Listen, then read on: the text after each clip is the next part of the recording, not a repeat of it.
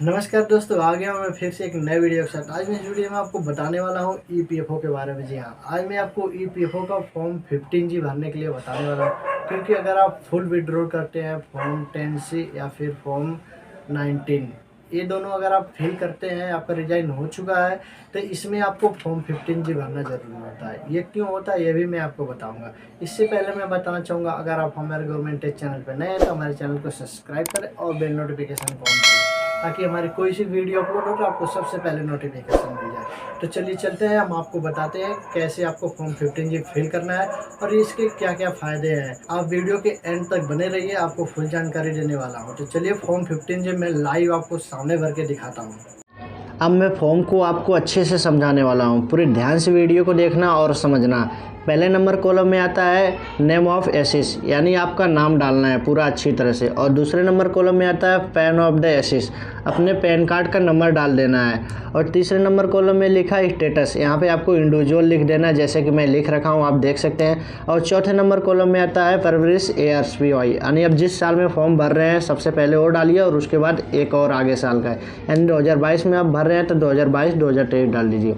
पाँचवें नंबर पे आता है रेसिडेंटल स्टेटस, यहाँ पे आपको रेसिडेंट डाल देना है, आप फॉर्म में देख सकते हैं।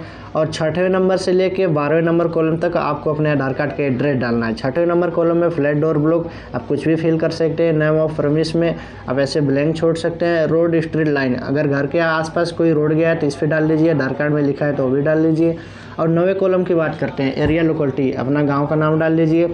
10वें नंबर कॉलम की बात आती है टाउन सिटी डिस्ट्रिक्ट, आपका ज़िला हो या सिटी हो, यहाँ पे फिल कर दीजिए। 11 नंबर पे आता है स्टेट तो आप सब जानते हैं आप किस स्टेट में रहते हैं, उत्तर प्रदेश, बिहार, जो भी जहाँ पे रहते हैं वहाँ पे यहाँ पे डाल सकते हैं। अब 12वें नंबर कॉलम पे आता है आपके एरिया का पिन कोड, आपके आधार कार्ड के पीछे होगा आपका पिन कोड, यहाँ पे फिल कर सकते हैं। 13 नंबर कॉलम की बात आती है आपका ईमेल आईडी, जो प्ले स्टोर पर बनती है। ईमेल आईडी बनाने नहीं आती है तो मैं वीडियो का लिंक डिस्क्रिप्शन में दे दूंगा, आप अपना ईमेल आईडी बना के यहाँ पे डाल सकते हैं।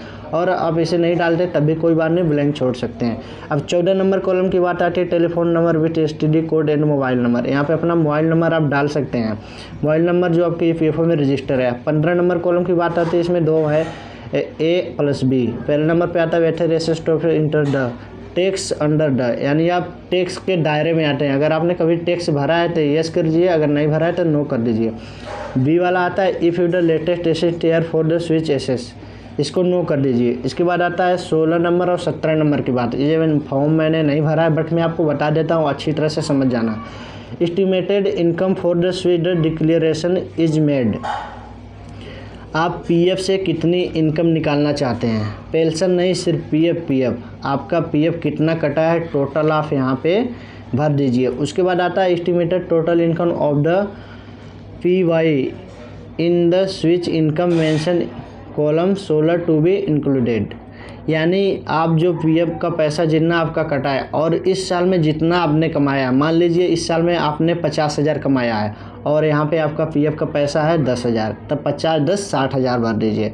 आप अपने हिसाब से देख लीजिए कि आपका पीएफ का कितना पैसा है, पेंशन नहीं, सिर्फ पीएफ ओनली। और यहाँ पे आपने इस साल में कितने कमाए होंगे अंदाजे से, यहाँ पे दोनों मिला के आपको यहाँ पे फिल कर देना है 17 नंबर कॉलम में। और 16 नंबर में आपको फिल करना है जितना आपका पीएफ कटा हुआ है।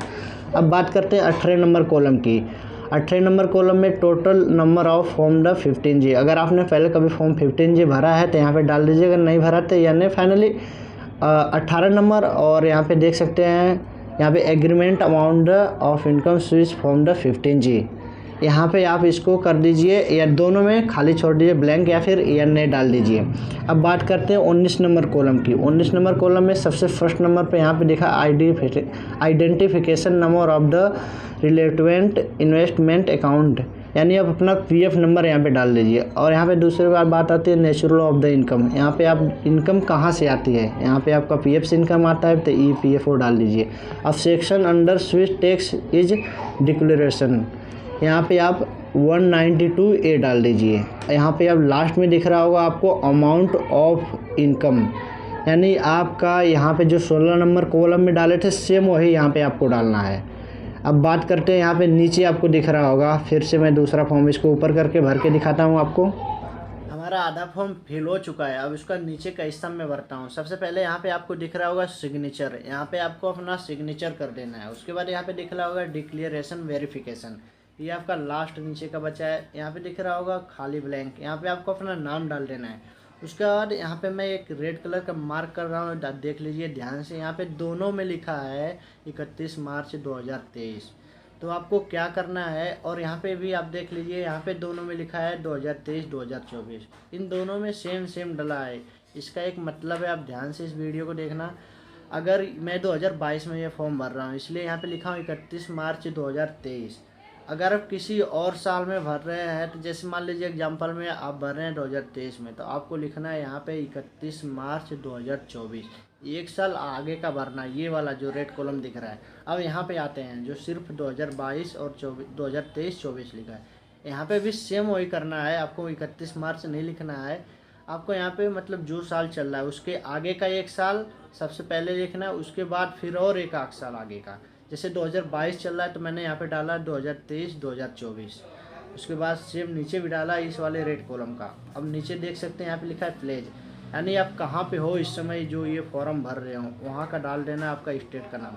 उसके बाद आप जिस तारीख को ये फॉर्म फिल करोगे, यानी जिस तारीख को अपना पीएफ निकालने के लिए वेबसाइट पे आप फॉर्म डालोगे, अपलोड करोगे, वो डेट यहाँ पे डाल देना है। उसके बाद फिर नीचे आपको दिख रहा होगा सिग्नेचर ऑफ द डिक्लेरेंट, यहाँ आपको फाइनली सिग्नेचर कर देना है। सिग्नेचर करने के बाद आपका फॉर्म रेडी हो गया है भरने के लिए, आप यहाँ पे भर सकते हैं, आपको कोई दिक्कत नहीं है। आप फॉर्म 15G अपलोड कर सकते हैं। अब इसको फॉर्म 15G को PDF फाइल में कैसे बनाएं, और एक बात और रह गया है, इसका 2 फॉर्म आता है, आप हमारे लिंक से डिस्क्रिप्शन में जाके डाउनलोड कर सकते हैं। और एक ये फॉर्म और एक दूसरा फॉर्म भी आता है, फॉर्म नंबर 2, उसको सिर्फ ब्लैंक छोड़ना है, बट इसके साथ में आपको अपलोड करना ज़रूरी होता है। और कैसे अपलोड करते हैं मैं आपको बता देता हूँ। आपको प्ले स्टोर का एक मैं लिंक दे दिया हूँ डिस्क्रिप्शन में, आप वहाँ से जाके वो ऐप्स डाउनलोड कर लीजिए, और वहाँ पे डाउनलोड करने के बाद 2 फॉर्म को एक में करके आप PDF फाइल बना सकते हैं, और इस PDF फाइल को आपको फाइनली यहाँ पे अपलोड कर सकते हैं, आपको कोई दिक्कत नहीं आएगा। आप फाइनली हमारा फॉर्म भरा चुका है। अब हम इसके फ़ायदे और नुकसान बता देते हैं। जी हाँ, अगर आप फॉर्म 15G भरते हैं, ये तब भरा जाता है जब आप कंपनी में रिजाइन कर दिए हैं, फॉर्म 90 और 10 भरना चाहते हैं एक साथ। अगर आप एडवांस भरना चाहते हैं वहाँ पे ये नहीं लगता है। अगर आप फुल विड्रॉल करना चाहते हैं फॉर्म 19 और 10C, तो ये फॉर्म आपको डालना ज़रूरी होता है। इसलिए डालना ज़रूरी होता है, अगर आपकी इनकम जो है PF की 30,000 रुपये से ऊपर है, तो आपको यहाँ पे फॉर्म 15G भरना ज़रूरी है। अगर आप फॉर्म 15G नहीं भरते हैं, तो एग्जांपल में हम मान लीजिए अगर आपका PF 50,000 निकल रहा है, तो 50,000 रुपये में से आपका 3,000 रुपये काट लिया जाएगा। जी हाँ, अगर आप यह भर देते हैं, आपको ये 3,000 रुपये नहीं काटे जाएंगे, एक भी कट नहीं किए जाएंगे। आपको फाइनली पूरा फुल का फुल विड्रॉल आपके अकाउंट में आएगा। जी हाँ, इसी तरह का वीडियो पाने के लिए हमारे चैनल को सब्सक्राइब करें और बेल नोटिफिकेशन को ऑन कर लें। और मैं एक बात बताना चाहूँगा, अगर आप PF एक्टिवेट करना चाहते हैं या फिर रिजाइन मारना चाहते हैं, सारे वीडियो का लिंक डिस्क्रिप्शन में दे दिया हूँ, वहाँ से जाके आप देख सकते हैं। जय